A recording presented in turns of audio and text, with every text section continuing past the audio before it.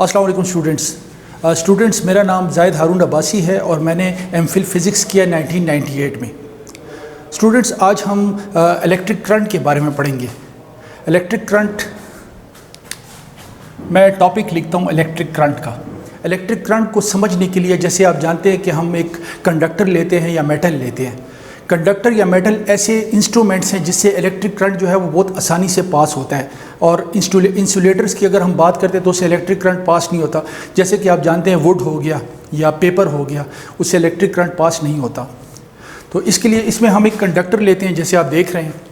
इस कंडक्टर में हम देखते हैं कि जब तक हमने इलेक्ट्रिक एनर्जी इनको प्रोवाइड नहीं की होती तो इसमें फ्री चार्जेस जो हैं वो मूव करते हैं डिफरेंट डायरेक्शंस में एज़ पर रैंडम मोशन।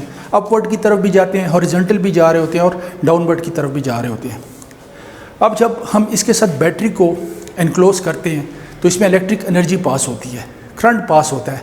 अब फ़र्ज़ किया करंट जो है वो इस डायरेक्शन में जाएगा, ठीक है। चार्जेस जो हैं वो भी इसी डायरेक्शन में जाएंगी, ठीक है जी, एक ख़ास टाइम के साथ। अब हम इसको ऐसे लिख सकते हैं कि आई जो करंट जो है, करंट को हम आई से सिंबलाइज करते हैं कि आई जो है वो डायरेक्टली प्रोपोर्शनल टू क्यू है। क्यू हम चार्ज को कहते हैं। चार्ज का यूनिट जो है वो चार्ज मतलब, ठीक है जी, चार्ज को हम क्यू से डिनोट करते हैं।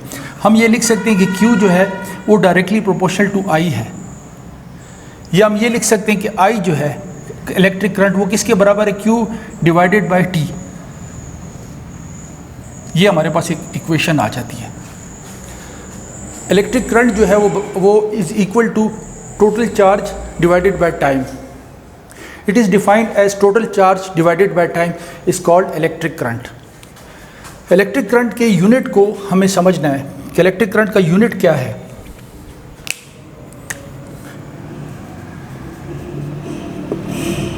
अब इसके यूनिट को समझते हैं हम, तो हम लिखते हैं जैसे फार्मूला हम देख रहे हैं इलेक्ट्रिक करंट का कि आई जो है I is equal to Q by T. इसे हम ऐसे लिख सकते हैं कि आई जो है इलेक्ट्रिक करंट का symbol, unit of charge, charge का यूनिट क्या है। करंट के यूनिट को मालूम करने के लिए हमें चार्ज का यूनिट पता होना चाहिए, हमें टाइम के यूनिट का पता होना चाहिए। तो करंट का यूनिट ऑफ चार्ज क्या है, वो है coulomb, and unit of time वो है सेकेंड, ठीक है जी। तो हम कहते हैं कि करंट जो है वो is equal to coulomb by second. इसको हम किस तरह लिखेंगे, यानी वो एम्पेयर के बराबर है।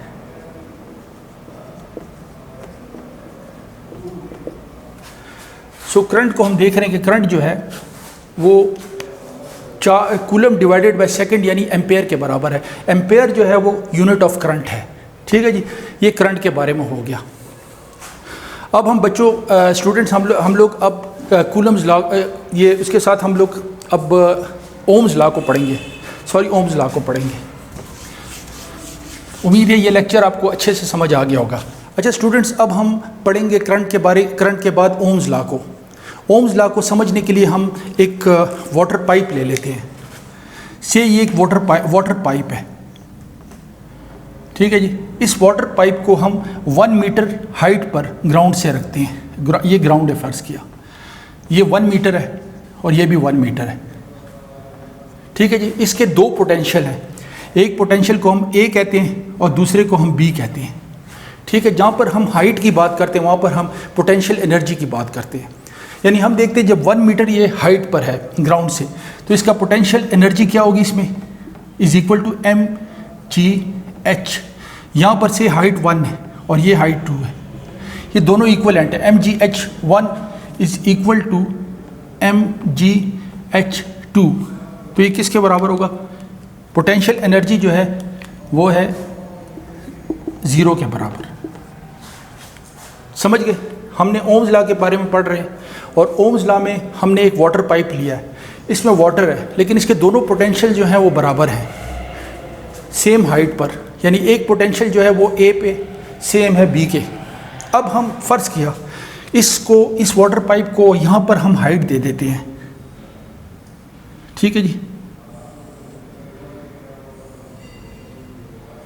तो स्टूडेंट्स आप देखते हैं कि जहाँ पर अगर हम इस पाइप को हाइट दे देते हैं, यानी ए पोटेंशियल जो है वो ज़्यादा हो जाता है बनिस्बत बी पोटेंशियल के, तो यहाँ पर जो पानी होगा वो सारा का सारा बी में चला जाएगा।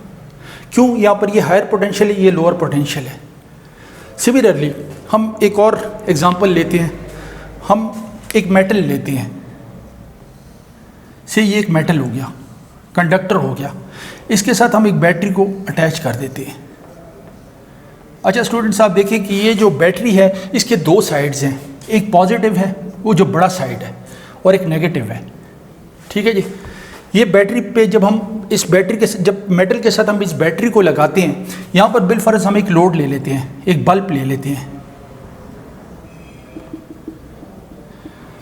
बैटरी से जब करंट मिलेगा तो बल्ब जल जाएगा। ठीक है जी। हम ये कहते हैं कि ये वोल्टेज है V के बराबर, पोटेंशियल डिफरेंस वोल्टेज में हम लेते हैं। ठीक है। पोटेंशियल डिफरेंस का यूनिट क्या है? वोल्ट। तो ये वोल्टेज है V और ये इलेक्ट्रिक करंट है। यानी स्टूडेंट्स हम ये कहते हैं कि जितना करंट बढ़ेगा उतनी वोल्टेज जो है वो भी बढ़ेगी। यानी फॉर एग्जांपल हम कहते हैं कि हम 20 वोल्ट्स जो है वो वोल्टेज है हमारे पास।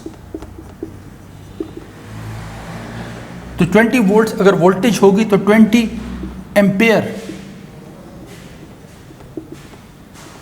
एम्पेयर्स करंट होगा। ये हमारा ओम्स लॉ है। हमारा ओम्स लॉ क्या कहता है कि जितना पोटेंशियल डिफरेंस होगा उतना इलेक्ट्रिक करंट भी होगा। इससे हमें ये बात हमारे जहन में आती है कि I जो है that is directly proportional to V।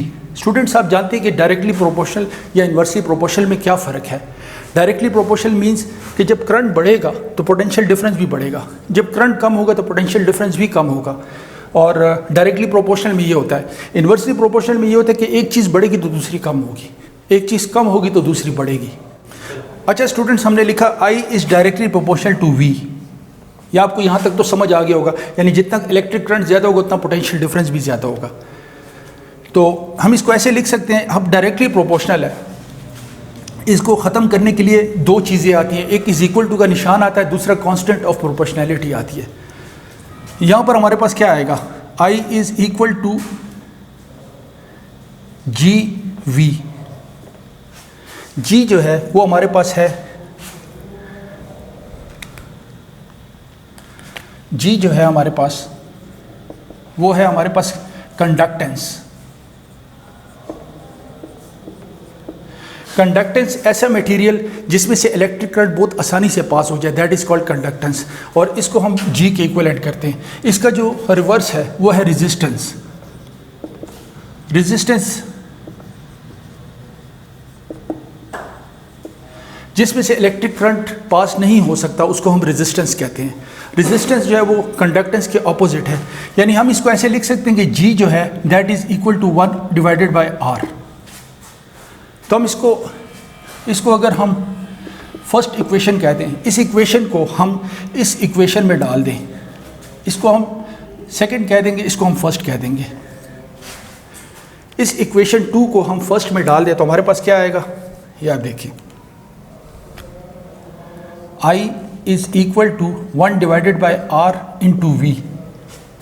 इसको हम क्रॉस मल्टीप्लिकेशन करें तो हमारे पास ये आएगा V is equal to I into R। ये V is equal to I into R जो है ये बेसिकली ओम्स इक्वेशन है या ओम्स लॉ इक्वेशन है। ठीक है जी, ये इक्वेशन आ गई हमारे पास।